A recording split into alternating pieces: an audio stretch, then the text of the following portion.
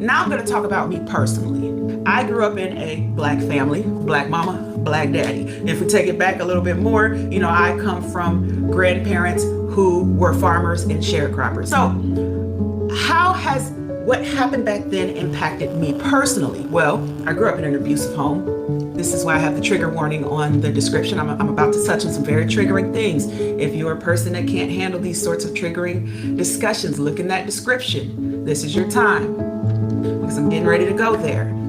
Yeah, I was abused by both my parents. I was sexually abused, verbally abused, and psychologically abused by my father. Yes, I was. That was my experience, right? I was physically abused. I was verbally abused. I was emotionally abused by my mother.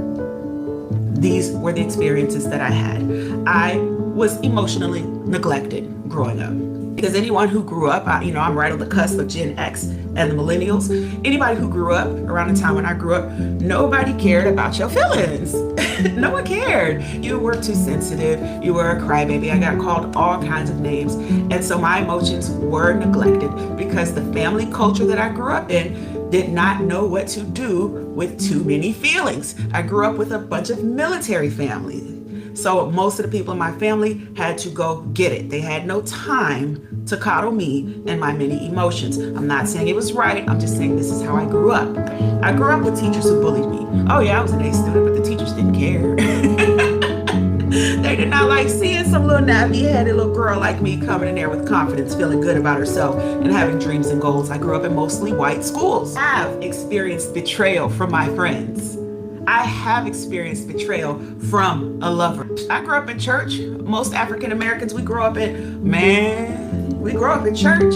I experienced a lot of church hurt and harm. I did. And this is not to say that the church is bad. So yes, I have experienced abuse from my parents, neglect from my family, bullying from my teachers, betrayal from friends and lovers, church hurt. I've experienced, when I left the church, I started to explore different spiritual communities, outside of organized religion. I wanted to expand. I wanted to practice something more indigenous to me, something that felt a little bit more connected to who I am as a Black woman, especially when I was doing a genealogy journey and I started learning more about where I actually came from.